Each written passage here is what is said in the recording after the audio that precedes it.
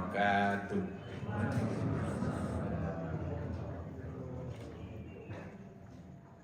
Alhamdulillahi rabbil alamin wa bihi nasta'inu ala umuri dunya waddin. Asyhadu an la ilaha illallah al-malikul haqqul mubin. Muhammadur Rasulullah shadiqul wa'dil amin. Allahumma salli wa sallim wa barik ala nabiyyina wa rasulina Muhammadin wa ala alihi wa ashabihi wa ba'du. Wa qala ta'ala a'udzu billahi minasy syaithanir rajim.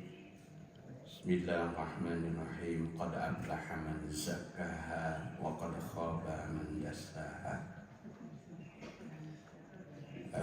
Jamaah sekalian yang dimuliakan Allah, pertama-tama kita panjatkan puji syukur kehadirat Allah Subhanahu wa taala. Alhamdulillah pada subuh ini kita masih diberi umur, kesehatan, juga kesempatan untuk dapat bertemu kembali di majelis ini. Mudah-mudahan semuanya sehat walafiat. Meskipun sekarang ini agak perubahan ini cuaca ya. Jadi saya sendiri mulai merasakan ada gejala flu ini lebih. Kita sama-sama berdoa, mudah-mudahan kita dikaruniai kesehatan lahir batin oleh Allah Subhanahu wa taala. Sholawat dan salam semoga senantiasa Allah curahkan kepada panutan agung junjungan alam Rasulullah Sallallahu Alaihi Wasallam beserta keluarga dan para sahabatnya. Jamaah sekalian, pagi ini saya tidak sempat menyiapkan PowerPoint ya, karena kondisi waktunya yang sangat ketat ya. Jadi kita biasa insya Allah kembali ke kitab ya. Kitab rujukan saya yaitu kitab Minhajul Muslim yang disusun oleh Syekh Abu Bakar Zabir Al-Jazairi rahimahullah. Ada tema menarik dalam literasi tersebut ya, yaitu tentang kita mulai membahas pagi ini, yaitu tentang adab terhadap diri sendiri. Al-adab ma'an nafsi, adab terhadap diri sendiri.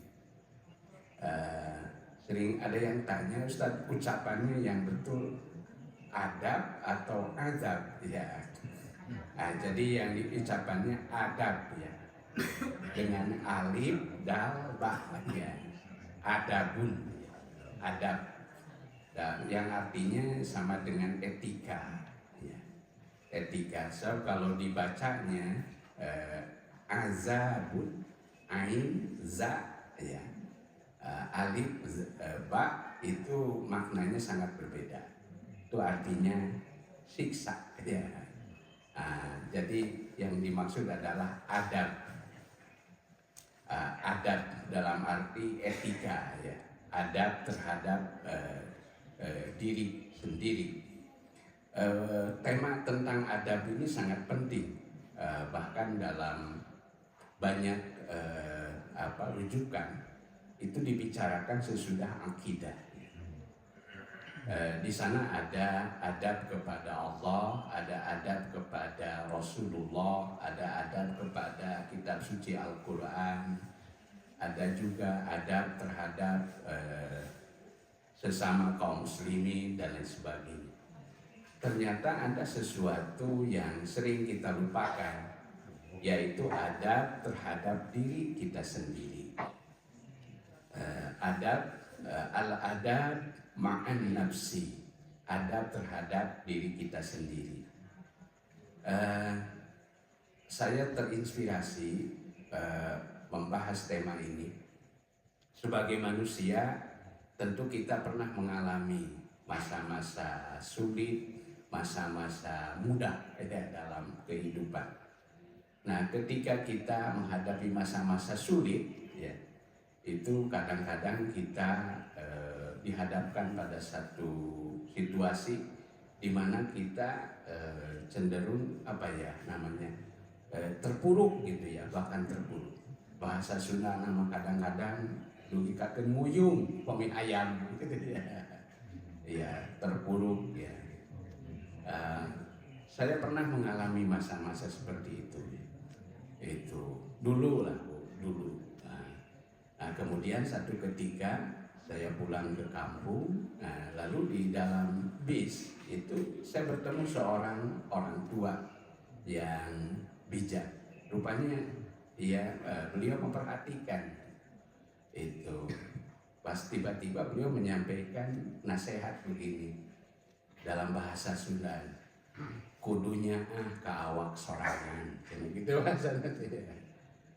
Kudunya ka awak sorangan, da moal aya anu leuwih mitanya ka awak sorangan, angin diri sorangan, itu bahasa ya. Itu bahasa nasihatnya. Sayang terhadap diri sendiri. Rupanya ini menjadi tema penting dalam tuntunan ajaran agama kita.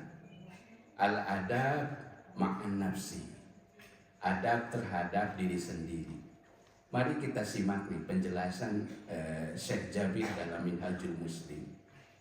Beliau berkata begini, yu'minu al-muslimu, seorang muslim beriman, percaya, bi anna sa'adatahu, bahwa sesungguhnya kebahagiaan hidupnya, pikil ta hayatihi, dalam seluruh kehidupannya, baik al-ula ya wasania, baik kebahagiaan hidup di dunia yang fana ini maupun di akhirat, mauqufatun, itu tergantung ala mada ta'dibi nafsihi, itu tergantung kepada sampai sejauh mana seseorang kita beradab terhadap diri sendiri. Jadi terpulang kepada diri masing-masing. Kebahagiaan hidup seorang muslim itu dengan keyakinan keimanannya tadi itu sangat bergantung kepada sampai sejauh mana dia beradab terhadap dirinya sendiri. Dalam arti watat yibiha wa tazkiyatiha, yaitu bagaimana diri kita berusaha untuk menghiasi diri kita masing-masing, yaitu dengan amal-amal yang baik, mensucikannya ya, wa tathhiriha, dan juga menjaga tathhirnya, kesucian lahir dan batinnya.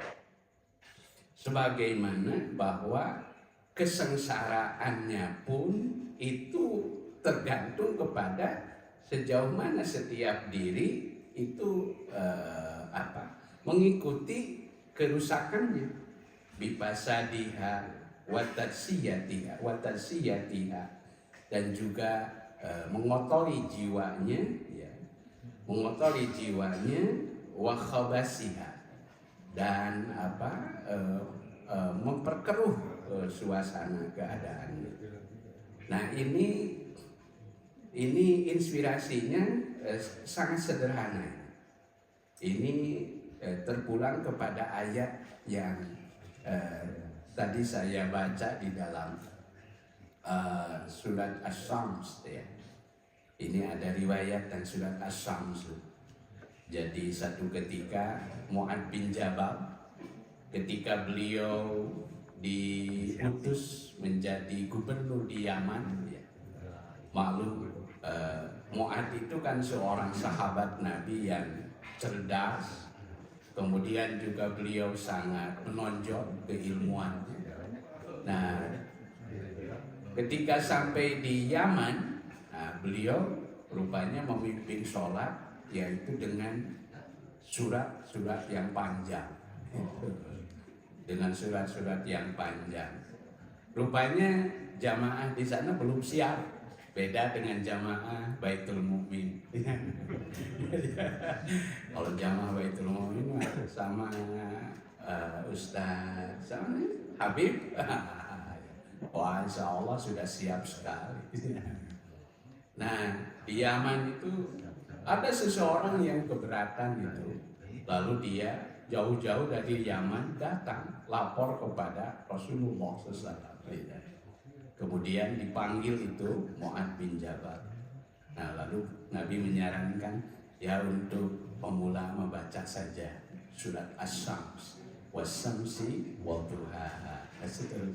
Ada kalimat penting di situ yang menjadi inspirasi terhadap tema pembicaraan kita. Qad aflaha man zakkaha. Sungguh beruntung. Nah, siapa yang sungguh beruntung? Kalau terjemah bahasa Sunda merawasin bisa teh. Ya, qad aflaha teh. Itu kacida bagja tinemen. Bahasa Sunda. Sungguh beruntung. Siapa yang sungguh beruntung? Man zakkaha. Orang yang selalu berusaha menjaga kesucian diri. Ya, sungguh beruntung orang yang menjaga kesucian dirinya. Wa qad khaba man dassaha. Dan betapa ruginya, ya, betapa ruginya siapa orang yang mengotori jiwanya. Nah, jadi ayat ini memberikan satu penekanan bahwa yang harus kita jaga, kita rawat dalam kehidupan kita sehari-hari, terutama bukan hanya dimensi lahiriah saja, ya. Bukan hanya fisik materi saja, nah, tapi yang jauh lebih penting adalah menjaga kesucian jiwa, ya. Nah, ini persis seperti lagu kebangsaan kita kan, ya. Bangunlah jiwanya, bangunlah badannya. Jadi jiwanya dulu yang kita bangun, ya. Jadi inilah salah satu inspirasinya, bahwa dalam keimanan seorang muslim ternyata faktor yang paling penting itu kebahagiaan hidup itu tergantung kepada keseriusan kita untuk menjaga kesucian diri, ya. Kesucian diri menghiasi diri kita dengan amal-amal yang utama. Nah, jamaah sekalian, yang saya sangat mengagetkan sekali ini, kalau kita tidak respect terhadap kesucian jiwa kita, ya, jadi kita hanya peduli terhadap masalah duniawi materi semata, gitu. Maka jangan harap amal-amal kita diangkat oleh Allah ke langit. Apalagi kita berharap dapat masuk ke dalam surganya Allah Subhanahu wa Ta'ala. Itu. Jadi begitu kuat pernyataan ini, pemirsa berbahasa orang Jawa Barat, gitu. Dugi kakeun belut buluan ge moal. Terang tuh. Dugi kakeun belut buluan oge moal. Sanaos urang bebeak dudunya gitu, ya. Dikumpul-kumpul kantenan gini eta teh hapunten mafia aya mafia hukum gini. Ya itu dikumpulkeun dunya. Duit di bumi teh anu kabongkar teh 1 triliun kan gitu, ya. Itu. Jadi kalau kita hanya orientasi materi fisik semata, abai terhadap persoalan-persoalan kesucian jiwa, itu nukikakeun belut buluan oke, jangan harap amal kita diangkat oleh Allah ke langit. Apalagi berharap masuk ke dalam surganya Allah. Dari mana pernyataan itu? Saya sampaikan, lihat Al-Quran, surat Al-A'raf ayat 40. Al-Quran surat Al-A'raf ayat 40. Allah Subhanahu wa taala berfirman, a'udzubillahi minasyaitonir rajim. Innal ladzina kazzabu bi ayatina. Sesungguhnya orang-orang yang telah mendustakan bi ayatina terhadap ayat-ayat kami. Wastakbaru anha, dan mereka merasa sombong anha terhadap ayat-ayat Allah. La tufattahu lahum, tidak akan dibukakan lahum kepada mereka, bagi mereka apa? Abwabus samai, pintu-pintu langit. Tidak akan dibukakan oleh Allah kepada mereka atau bagi mereka pintu-pintu langit. Wala yadkhulunal jannata, dan mereka tidak akan pernah masuk ke dalam surga. Hatta yalijal jamalu bisamil khiyat, sehingga unta masuk ke lubang jarum. Bahkan di perumpamaan Al-Quran itu lebih dahsyat. Itu jangan mimpi berharap masuk ke dalam surga. Nah, dugikakeun sehingga sampai unta masuk ke lubang jarum. Dugikakeun kitu mah masuk ke lubang jarum. Bujeng-bujeng onta sok ibu-ibu. Tujuh ngasupkeun lubang eta benang, bade ngecos gitu disesak. Ya. Ini perumpamaannya sedemikian dahsyat, Allah memberikan perumpamaan. Hatta yalijal jamalu bisamil khiyatnya, sehingga unta masuk ke lubang jarum.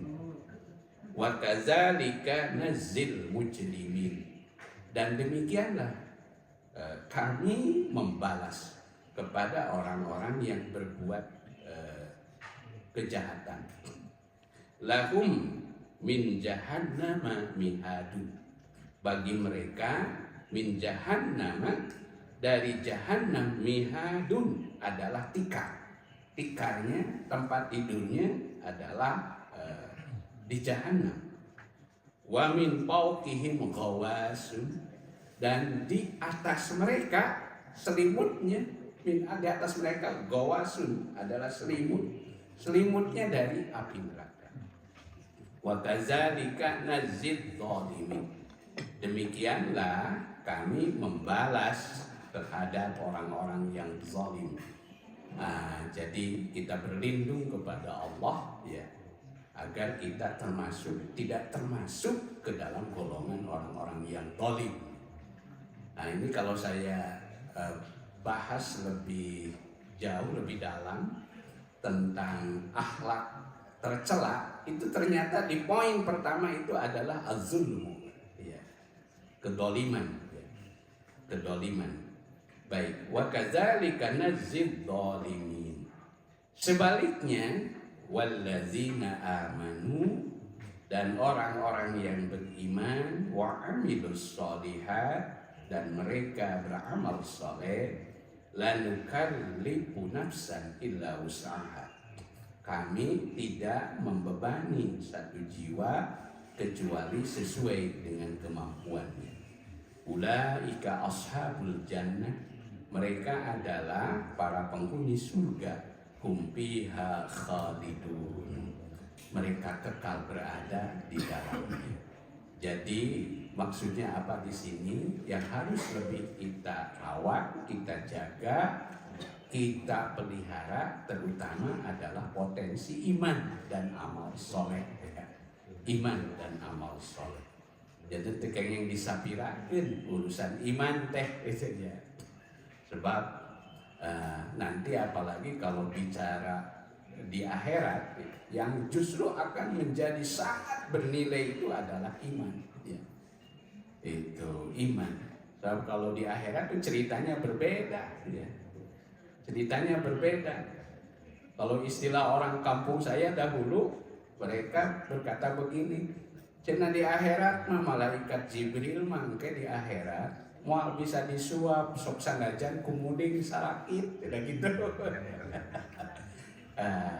Kalau dulu orang kampung Pak, kan anu beunghar teh seueur muling kan tah nyuap cenah ka malaikat teh kumuning sarakin moal biasa.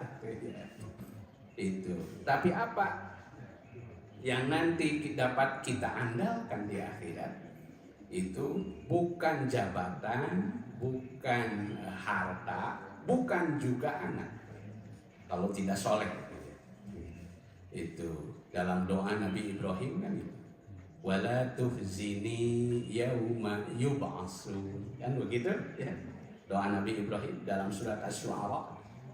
Wala tuhzini yauma yub'atsun. Jangan kau buat aku berduka sedih. Doa Nabi Ibrahim, wahai Allah, ya Rabb, jangan kau buat aku bersedih pada hari ketika mereka dibangkitkan. Nah, sebab bagaimana pada hari itu? Yauma la yanfa'u malun wala banun.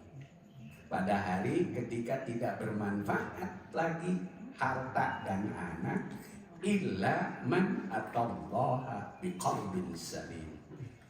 Kecuali orang yang datang menghadap Allah dengan membawa qalbun salim, hati yang selamat. Ya.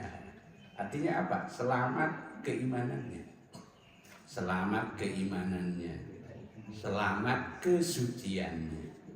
Nah, ini. Nah, termasuk di dunia ini juga hakikatnya orang yang beruntung dalam pandangan Allah itu yang pertama dan utama adalah mereka yang beriman. Jadi kita jangan terlalu silau, jangan terlalu silau melihat dunia dengan segala pernak-perniknya. Sebab yang hakikatnya orang yang beruntung dalam pandangan Allah yang pertama dan utama syaratnya adalah iman. Ayatnya hafal sekali Bapak dan Ibu sekalian. Sawi orang aus sasarengan gerak. Bismillahirrahmanirrahim. Wal asri innal insana lafi khusrin illal ladzina amanu wa amilus sholihat wa tawassaw bil haqqi wa tawassaw bis sabr. Wal asri, demi masa, ya, demi masa itu yang dimaksud adalah waktu, ya. Waktu, terutama waktu-waktu yang tertentu. Sebab manusia itu hidupnya tidak bisa kompromi lepas dengan waktu. Kalau kita bermain-main dengan waktu, ya, maka kita akan rugi, ya. Kita akan rugi. Kita akan dipenggal oleh waktu itu sendiri. Itu kalau orang Arab kan punya pepatah al-waqtu kas-sayf. Waktu itu seperti pedang katanya. Seperti pedang waktu itu. Kalau orang Inggris kan beda ceritanya. The time is money. Itu. Nah, itu tergantung orientasi hidupnya. Artinya apapun pengertiannya, waktu itu adalah sesuatu yang sangat berharga. Jadi kita tidak boleh bermain-main dengan waktu. Wal asri, maka Allah bersumpah dengan waktu. Innal insana, sesungguhnya manusia. Ini yang dimaksud insan dalam ayat ini kalau penjelasan Ibnu Abbas dalam tafsirnya, yang dimaksud al-insan dalam ayat ini adalah al-kafir, orang kafir, orang yang tidak beriman.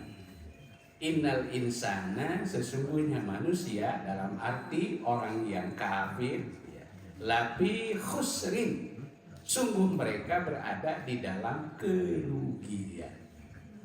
Illal ladzina amanu, kecuali orang-orang yang beriman. Wa amilus sholihat, dan mereka beramal soleh. Wa tawassaw bil haqqi, dan mereka saling mewasiati di dalam kebenaran.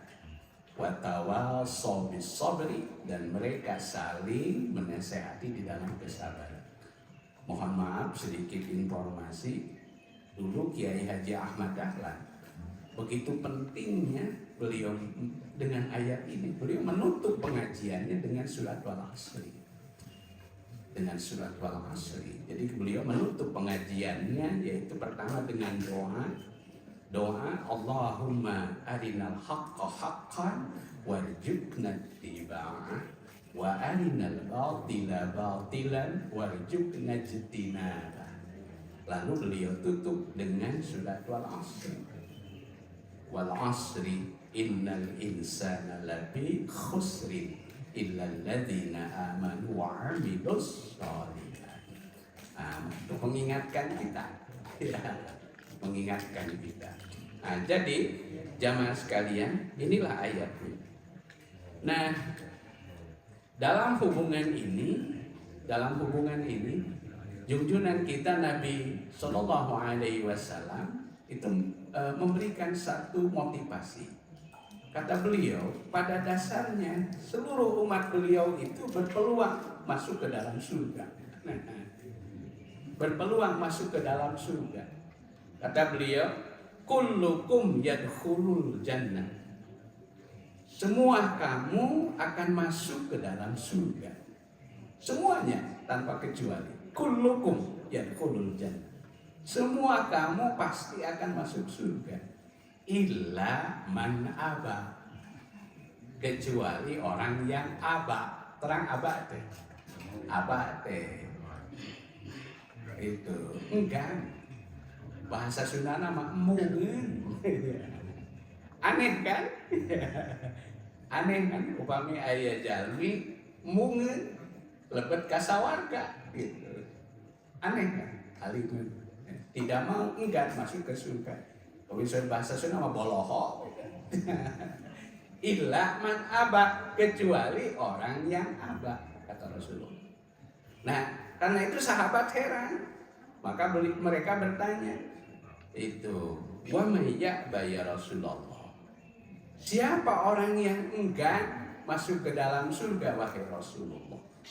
Kemudian Nabi menegaskan, man ata'ani, barang siapa yang taat kepadaku dakhalal jannah. Pasti mereka masuk ke dalam surga. Waman asani, barang siapa yang durhaka kepadaku faqad aba, maka sungguh mereka nyata-nyata enggan mungen lebet kasawarga. Nah kemudian dalam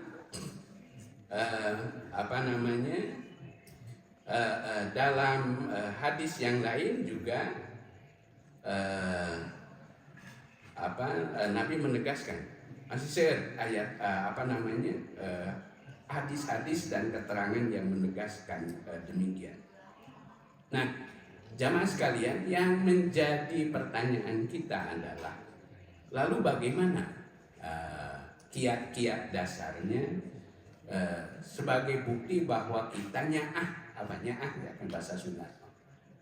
Nyaah ke awak sorangan. Adab terhadap diri kita sendiri. Ternyata kiat dasarnya adalah kama yu'minu al-muslimu bi anna ma tatahhara alaihi nafs wa tazakku wa hasanatul iman. Jadi seorang muslim itu sesuai dengan keyakinannya dalam upaya menjaga kesucian dirinya, yaitu apa? Huwa hasanatul iman, yaitu dengan menjaga hasanatul iman, keindahan keimanannya. Jadi merawat keimanannya dengan semakin baik. Wal amalus shalih, dan beramal shalih. Ya, wa annama tatadassa bihi wa takhabbasu wa tafassadu wa sayyatul kufri wal ma'asi. Sebagaimana bahwa seseorang yang tidak sayang kepada dirinya, maka dia mengotori jiwanya, yaitu dengan apa? Yaitu dengan sayyatul kufri wal ma'asi, yaitu dengan membiarkan dirinya dengan keburukan, kekufuran dan kemaksiatan. Kita berlindung kepada Allah. Jadi secara tidak langsung ketika kita merawat iman dan amal soleh, maka itu adalah satu ikhtiar yang paling dasar kita menjaga adab terhadap diri kita sendiri. Dalam hubungan ini firman Allah Subhanahu wa taala dalam surat Hud ayat 114. Jadi ketika bapak-bapak, ibu-ibu ya setiap subuh, setiap waktu sholat berupaya kita hadir untuk sholat, apalagi berjamaah, itu sudah secara otomatis upaya kita menjaga kesucian diri. Wa aqimis sholata tarfain nahar wa zulfa minal lail. Dirikanlah sholat di dua ujung siang. Dua ujung siang. Dua ujung siang ya pangintennya, pagi dan petang. Wa zulfa minal lail, dan dua ujung malam. Yaitu dari maghrib sampai subuh. Ternyata dengan sholat itu sendiri adalah innal hasanat yuzhibnas sayyi'at. Karena kebaikan-kebaikan itu otomatis itu ketika dilakukan akan menghilangkan keburukan-keburukan. Di surat Hud ayat 114.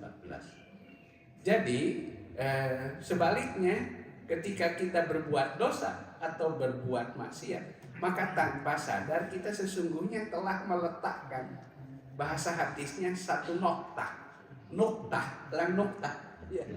titik. Ketika saya berbuat dosa, berbuat maksiat, maka tanpa sadar telah meletakkan satu noktah, titik hitam di dalam hati. Nah, semakin sering, semakin banyak berbuat dosa dan maksiat, maka semakin banyak noktah-noktah hitam itu. Akhirnya karena upami itu tobat, maka kemudian hati kita yang seharusnya tercerahkan itu menjadi kata bahasa orang tersebut genek malekmek, buram, genek malekmek cenah gitu. Terang tegenek malekmek menjadi buram. Ya, ternyata itu hadis Rasulullah SAW. Nabi bersabda, innal mu'mina iza aznaba. Sesungguhnya seorang mukmin iza aznaba, apabila dia berbuat dosa, zanban, satu dosa, karena nuktatun saudaun bi qalbihi, maka itu akan menjadi nuktah yang hitam di dalam hatinya. Fa in taba wa naza'a, jika dia bertobat, wa naza'a wasta'taba, kemudian dia bertekad, ya. Wa naza'a itu artinya mengutuk kesalahannya sendiri, ya gitu ya. Menyesalilah ini, ya. Menyesali kesalahannya sendiri, wasta'taba, sukila qalbuhu, maka akan kembali hatinya itu menjadi kinclong. Boy bahasa itu. Nah, maka kembali hatinya itu akan menjadi kinclong lah, itu bening, ya. Kembali akan menjadi bening. Wa in zada, ya, apabila dia bertambah dosanya, zadat, maka bertambah pula nuktah-nuktahnya itu, hatta tughliqa qalbahu, sehingga hatinya itu tertutup untuk menerima kebaikan dan kebenaran. Ini yang dimaksud dengan firman Allah di dalam Al-Quran surat Al-Mutaffifin ayat 14. Kalla bal rana ala qulubihim ma kanu yaksibun. Sekali-kali jangan begitu, gitu. Barana ala qulubihim, akan tetapi Allah telah menutup terhadap hati-hati mereka diakibatkan atas apa yang mereka perbuat. Nah, jadi jamaah sekalian, inilah pesan Nabi. Akhirnya Nabi berpesan dalam hubungan ini, sebagaimana dikutip oleh Syekh Jabir.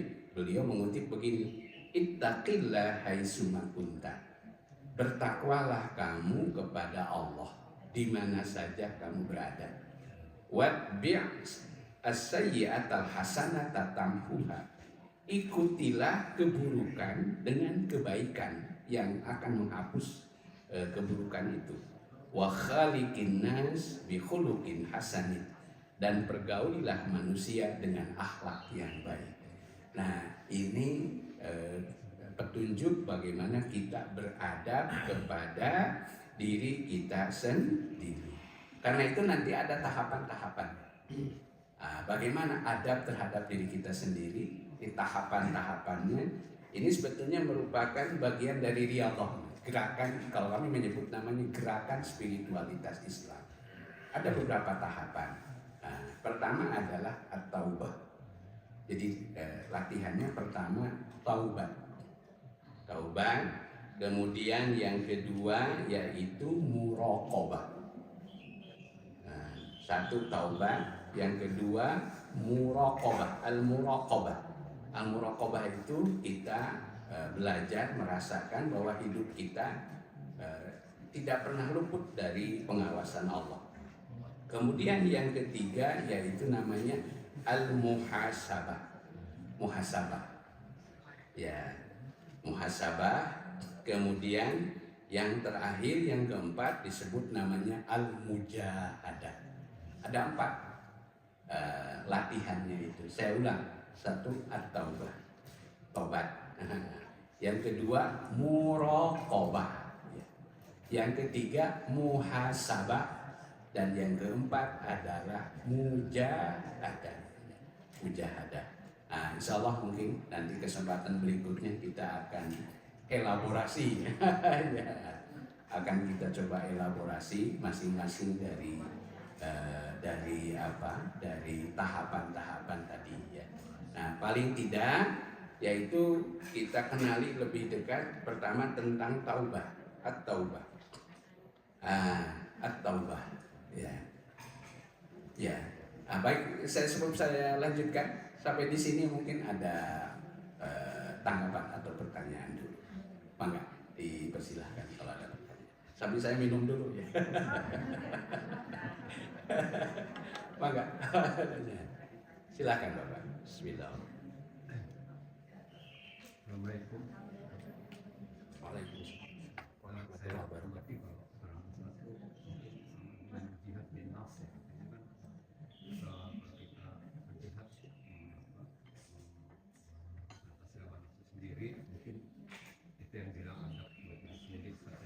Karena saya pernah lihat juga Rasulullah habis Ramadan itu kan itu bilangnya Ramadan itu lihatnya kecil gitu. Tapi perang terhadap diri sendiri itu adalah niat yang besar.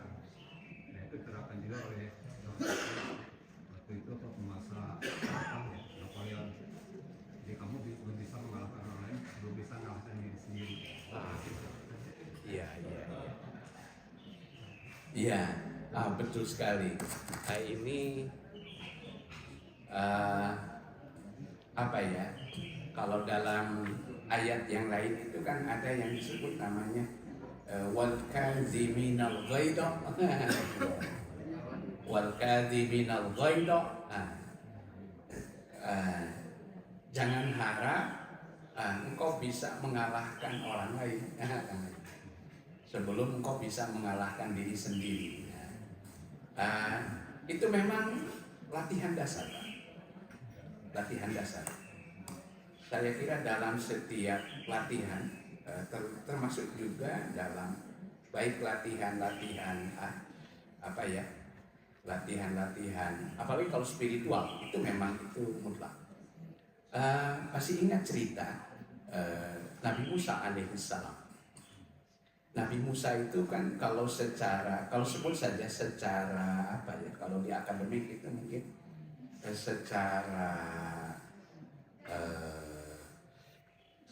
keilmuan Itu Nabi Musa itu lebih tinggi keilmuannya, itu secara akademis lah seperti dalam tanda petik gitu.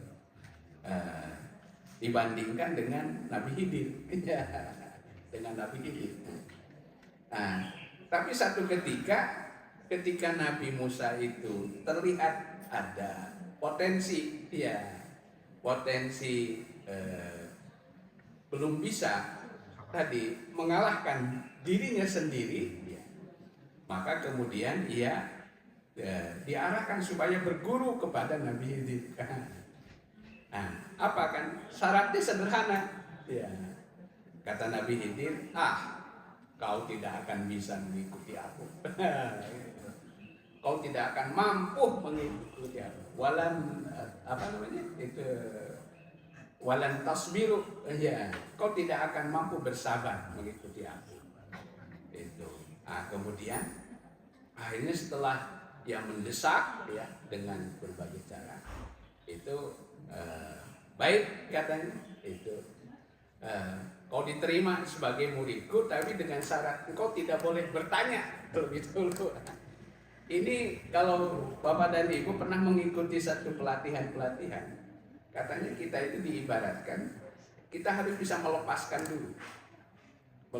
dulu, sebut saja keilmuan yang kita miliki, dan kita harus menyiapkan diri seperti gelas kosong yang siap diisi. Nah, mungkin ini sebuah ilustrasi, ya. Jadi kalahkan dirimu sendiri, ya, sebelum engkau bisa mengalahkan orang lain. Ada ungkapan sekarang itu sederhana yang sering disampaikan, terutama para motivator. Itu rahasia hidup itu sederhana sebenarnya, yaitu tahu diri dan tahu batas, katanya. Itu ya. Tahu diri dan tahu batas. Katanya ada wilayah-wilayah di mana kita tidak boleh masuk atau ke wilayah orang lain. Ya. Tahu diri dan tahu batas, katanya. Jadi saya kira ada hubungannya tadi, ya. Nah, maka salah satu kiatnya yaitu bagaimana kita berupaya untuk mengendalikan diri ini.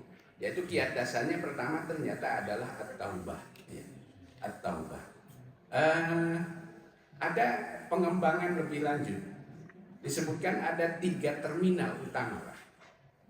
3 terminal utama dalam kita melatihkan ini. Pertama disebut namanya at-takhalli minar radail. Mengosongkan diri dari kotoran-kotoran. Ini sebetulnya program utamanya adalah at-taubah. Jadi yang dimaksud dengan taubah itu adalah at-takhalli an sa'irid dunubi wal ma'asi. Mengosongkan diri dari semua dosa-dosa dan kemaksiatan.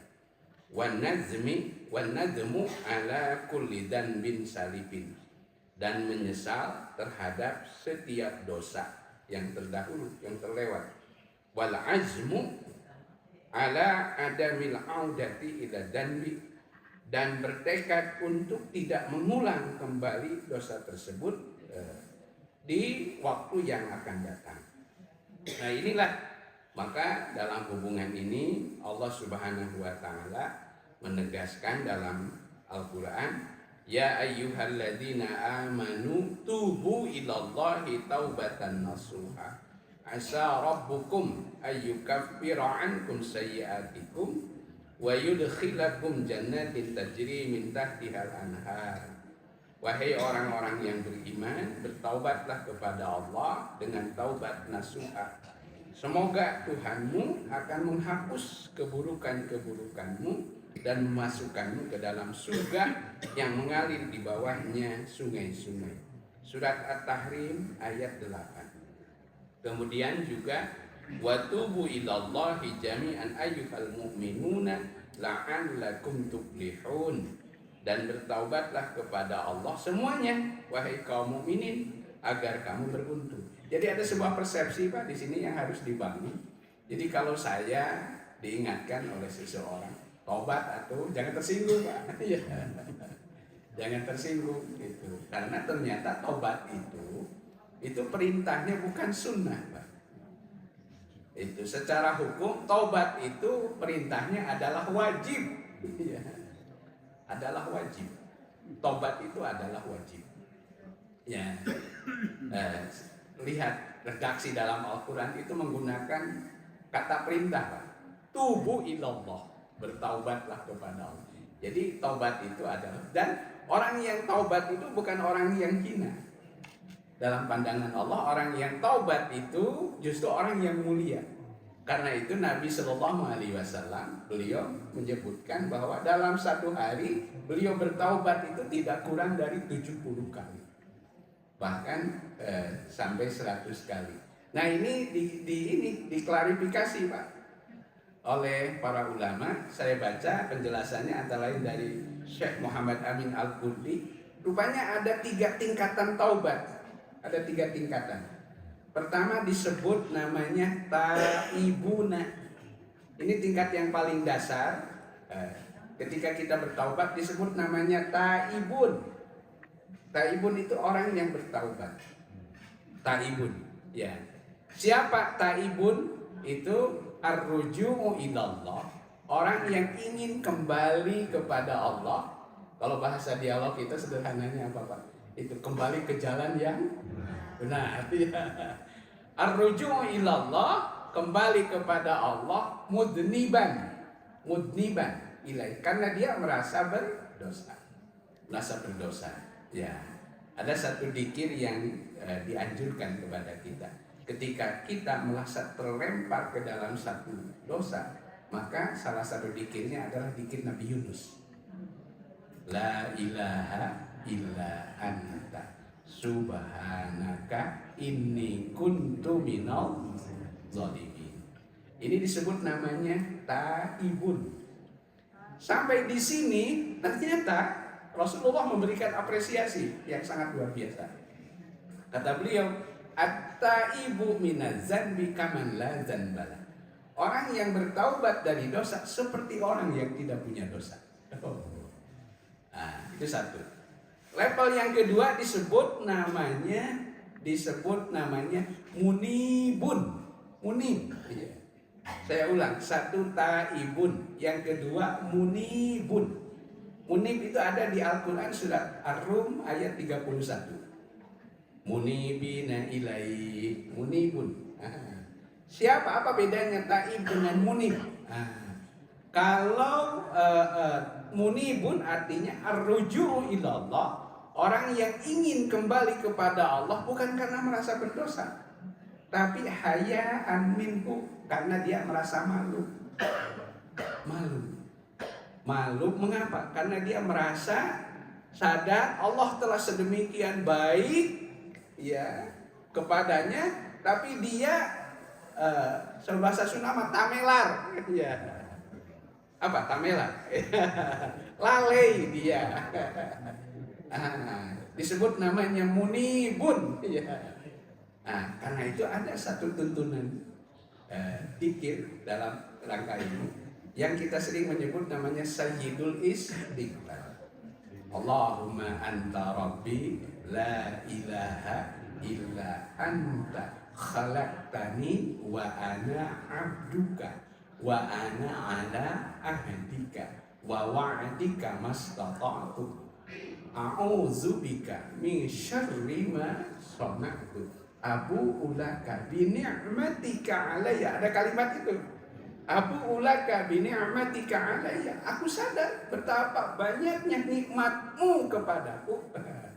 Wa abu bidambi, dan aku sadar justru membalas nikmatmu dengan dosaku. Faghfirli fa innahu la yaghfiru dzunuba illa anta. Munib. Yang ketiga, tingkatan yang ketiga disebut namanya awwabun.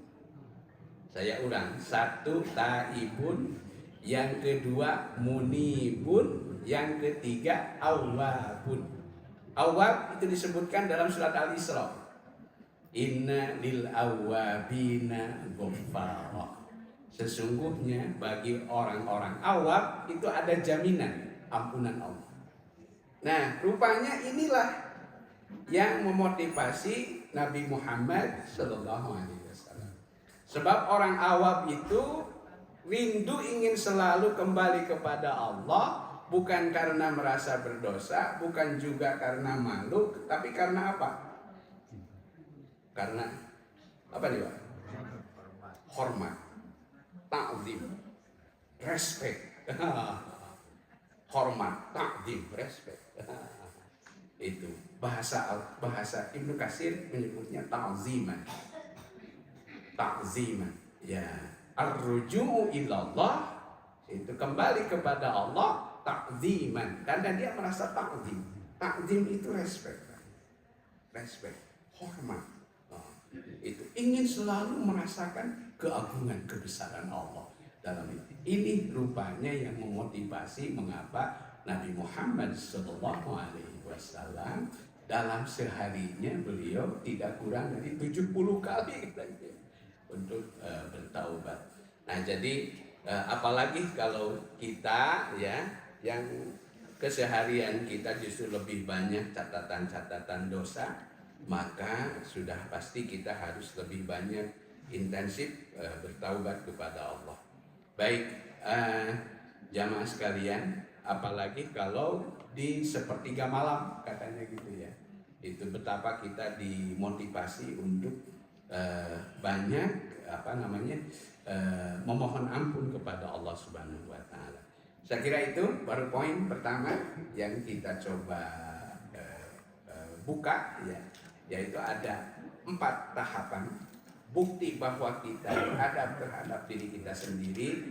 Saya ulang, 1, taubat, yang kedua muraqabah, dan yang ketiga muhasabah, terakhir adalah mujahadah. Insya Allah kesempatan berikutnya kita akan coba elaborasi 3 tingkatan berikutnya. Kepada Allah kita bermohon, mudah-mudahan amal ibadah kita sesederhana apapun diterima Allah Subhanahu wa Ta'ala, diampuni atas dosa-dosa dan kehilapan kita. Mari kita tutup dengan doa. Bismillahirrahmanirrahim. Allahumma arinal haqqa haqqan warzuqna ittiba'ah, wa arinal batila batilan warzuqna ijtinabah. Bismillahirrahmanirrahim. Wal 'asri innal insana lafi khusrin illa allazina amanu wa 'amilus shalihat wa tawassaw bil haqqi wa tawassaw bis sabr. Nasrun minallah wa fathun qarib wa basyiril mu'minin. Assalamualaikum warahmatullahi wabarakatuh.